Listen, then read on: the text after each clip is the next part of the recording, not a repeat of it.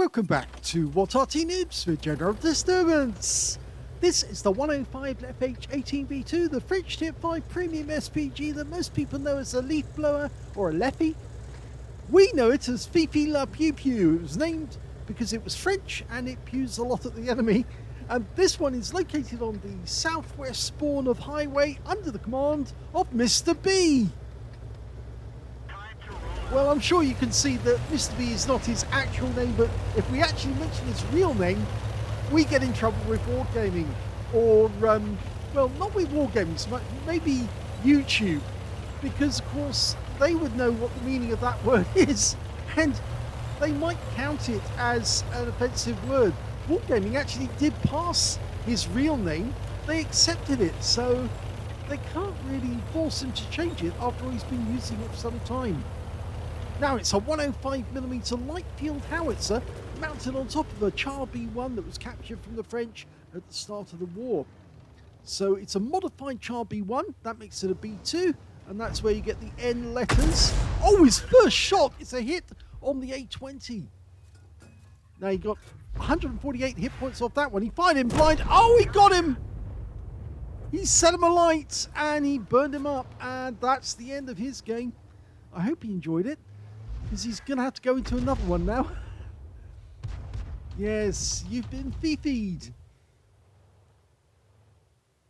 Now, as I said many times before, actually, the name of the leFH, or the leaf blower, as most people actually know it, actually has significance, because it's a leFH. That means it's a Feldhaubitze, a light field howitzer in German. Oh, he got another hit. He got a blind hit with the first one, and now he's got an actual hit there. That A20 is retreating as rapidly as he can. Look, he's lost most of his hit points. We're going for the Panzerfire. He pulled back into cover. We're focusing on that A20 again. We thought that he would actually go further back, but oh, narrowly missed getting him there. Okay, we're going for the P43 instead. Rounds out. He pulls back. He knows an Arty round's on the way in. We've got a Panzerfire Hydrostat there. That's a premium tank. And our first shot does some splash, 141. No, actually did 35. Sorry, that's not 141, but that's more damage. That's 100. And he's taking damage assist there. Loads of damage assist. And his next shot damages the Panzer IV before it's actually wiped out. P43, one shot kill, 142 hit points. So he's got his second kill of the game. This time he's going for the Skoda. Rounds out. Right in the front of his face for 161. Oh, we've just been hit by the enemy Arty. Worked out where we were. So we're going to have to move position soon, because otherwise he'll get us with his next round. Okay, we fired a round in there, but I don't think Mr. B realised that that was going to happen. In fact, I do know that he said that he doesn't normally counter battery unless the enemy Arty has been spotted towards the end of the game. And he thinks that, really, Arty players have to put up with enough as it is without actually doing counter battery on each other. So he'd rather not counter battery unless he absolutely has to. And that way you can get on with attacking the enemy tanks. But sometimes the enemy Arty, they've got different thoughts. They want to counter battery, and they want to take out the enemy Arty to provide their tanks with cover. Well, he did take a rather big hit there. 297 hit points. It's left him with only 43 hit points left. He can still fight, but that's a hell of a lot of damage to take with just one round from a 155mm howitzer. Now, he doesn't know where the enemy Arty is, but he's just guessing that he might be behind that tree line. We're seeing a KV-1SA pulled back, and it looks like he got hit by heat rounds. Why do I say that? Well, the rounds that actually went in made that solid sound that you expect from a heat round penetrating the armor without an explosion. It's getting closer.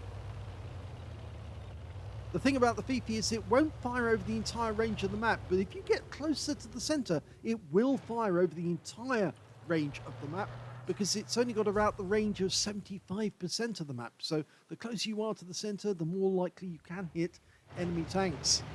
And of course, it reduces the time between the shell being fired and reaching the target, and that has a big effect on your accuracy and of course your chances of getting a kill. Well, he penetrated the Churchill one for 449 and he's gone. Next target's a Stugdrei Ausrung G. But there's only 3 enemies left now, an M10 RBFM, an M41 HMC, and the enemy FP. So he might get a chance to attack the very tank, or the very Arty rather, that hit him, but he's having to move closer. He keeps changing his view, and that of course means I have to keep pressing the button to... Oh, there's the Arty!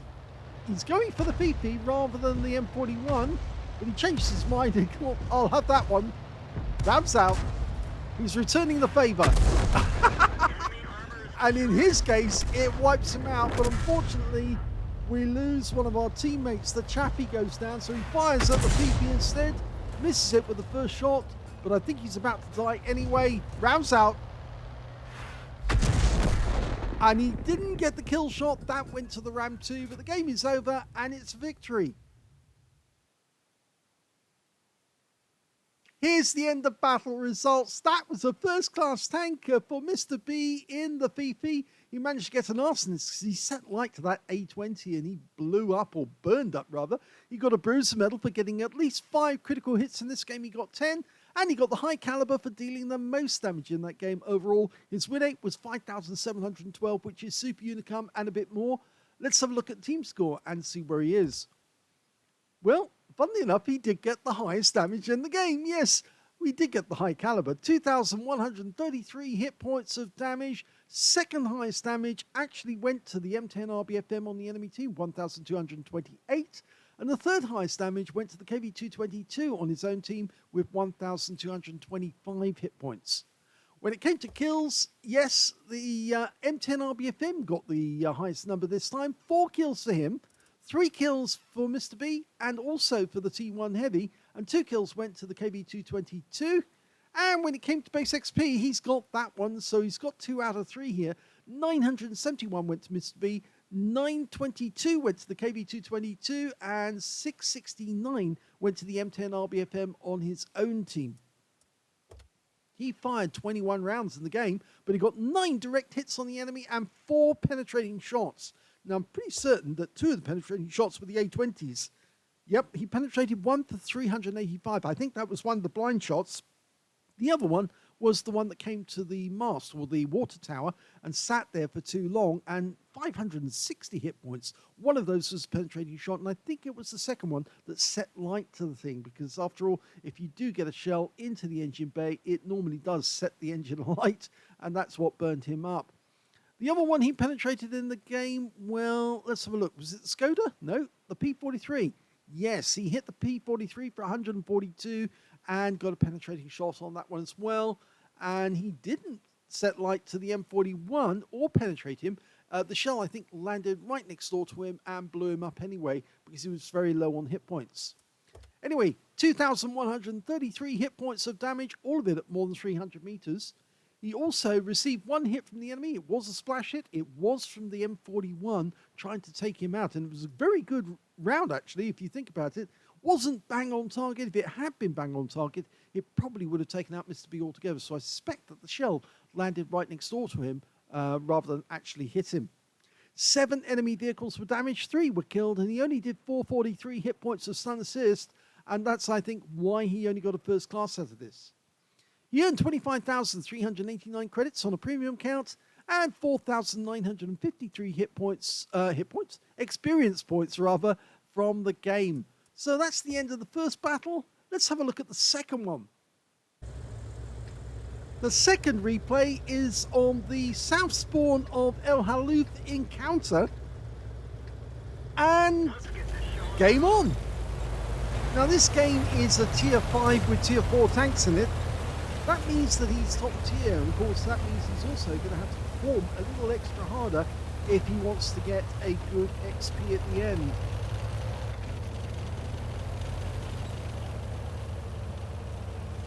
Now, I forgot to mention actually in the previous battle, actually Mr. B thinks it's the height of rudeness to go after the enemy Arty.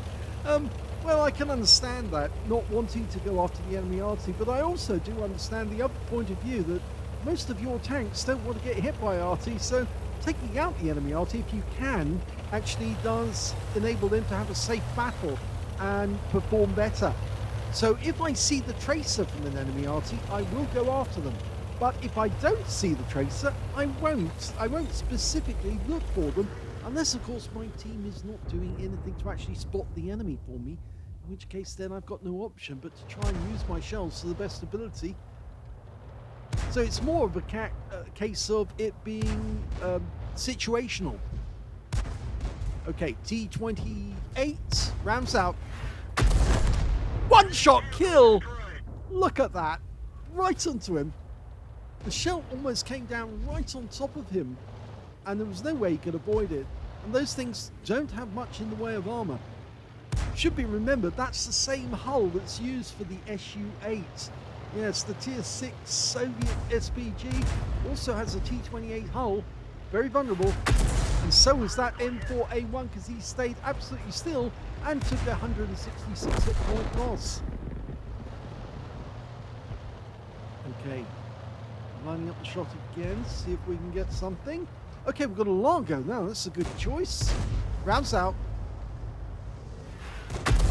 Nice shot. 109, he's gone down. Now, T-34 1941, that's the premium tank. Oh, right, okay, the trajectory didn't work on this one. So he's going to give it another go, because I think that might have been an RNG one, because it's the reticle's half obscured. Yes, it was. So he did get a penetrating shot on the engine deck of the T-34 1941, but he can't see him now. And he does! He wiped him out with a blind shot. He worked out how far back he would have pulled after that shot, and it did work out. So now he's going after the KV-1. Rounds out. Ooh, that was a difficult shot. It went down the gap between the rock there. He's firing on the same spot again. Didn't work this time. Lining it up. He's trying to get the shell line to overlap. Oh, no, he didn't get the kill. The kill went to our Panzer Vier, but he did, of course, damage that guy, so he helped his teammate to get the kill. And that one hit the wreck that was already there. So now we're going after the the 25 TP, which is a 25-ton Polish tank. And he gets him with one shot. Okay, Panzer Vier. So a kind of crossover between the Panzer III and the Panzer Vier. Instead, he's going for this M10 RBFM, who's a much more dangerous tank on the enemy team, because of course they've got a wicked fire rate and also a very good 76mm gun. He's going to have to dial in again. Rounds out. No, he's not there, so you're now guessing as to where he is. I don't think he would have moved very far away from that spot. Yes, he got him! Got him with a blind shot. He worked out he hadn't moved too far away. I think he accidentally fired on that one. He was aiming for the Stug 3, I think.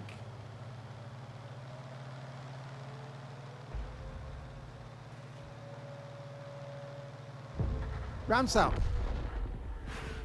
Oh, and he got that one as well with a blind kill. So that's 2 blind kills. He's up to 5 kills now. If he can get one more, he can get a Top Gun. So I was wrong with my original estimation. It wasn't the fact that he accidentally fired. He was trying to get that Stug. And he's now killed the M8A1 in the cap, and that's the Top Gun. Now there's only 4 enemy tanks left. There's the enemy Arty. Now he has been spotted. Oh! And a one-shot snapshot, and he hit the target. That doesn't happen that often, I can tell you. It's very rare to get a one-shot snapshot like that. They normally miss. Rounds out. Nope, just to one side, let it settle. This is obviously a target that wants to keep holding that corner. Now technically he's got 20% of the enemy hit pool. That might be a high caliber. He got a hit. Is he still there? I think he will be. Rounds out. No, RNG made the shell go to one side. I think he's still there, though. He wants to hold that corner. Give it another go. No, he has moved.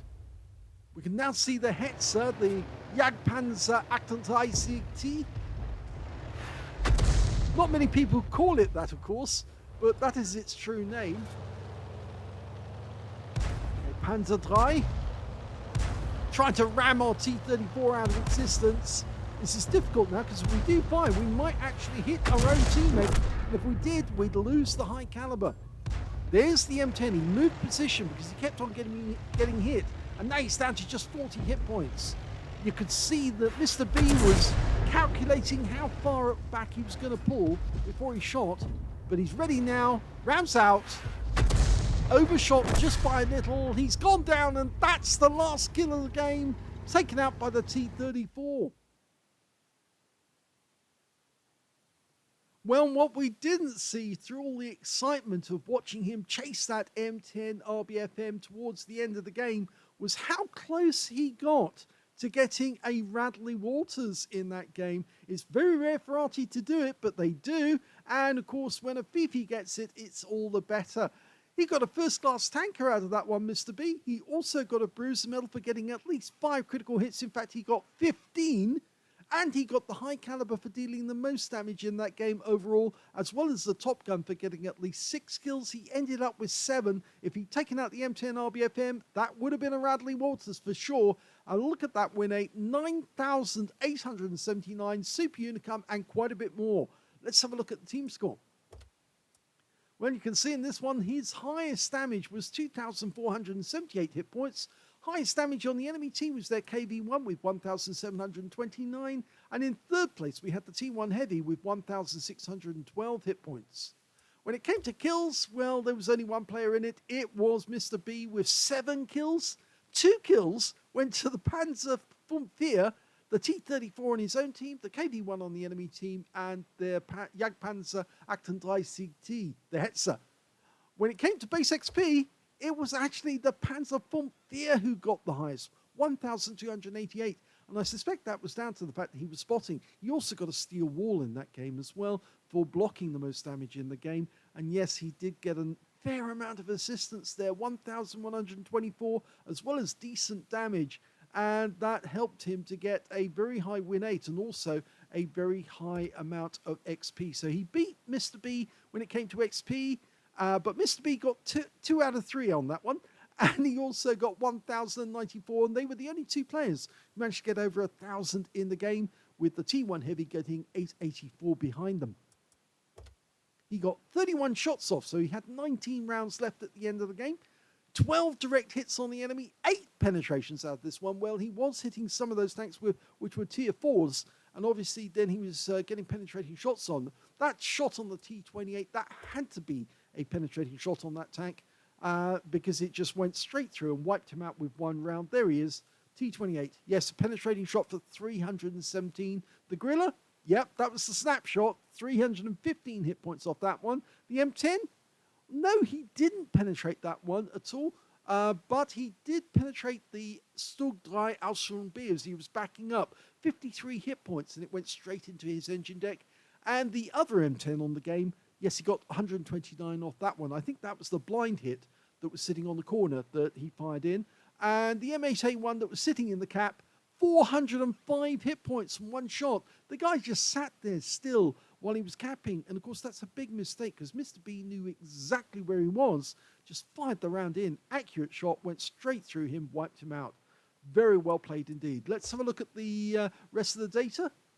2,478 hit points, all of it at more than 300 meters. Damaged 11 of the enemy, killed 7.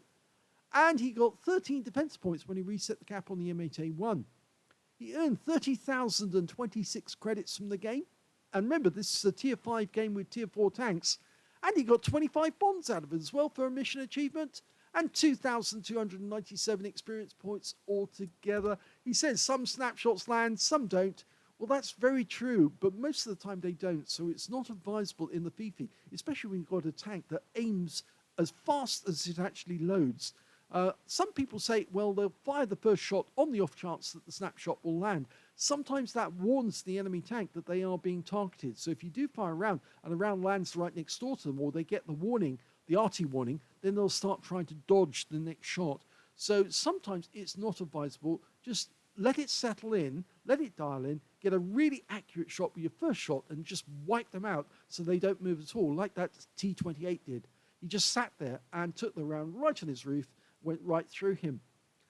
And I can say as well, because of course this is a premium Arty, one of only 2 premium Artys in the game, Wargaming have advised us that there is going to be a Chinese line of SPGs.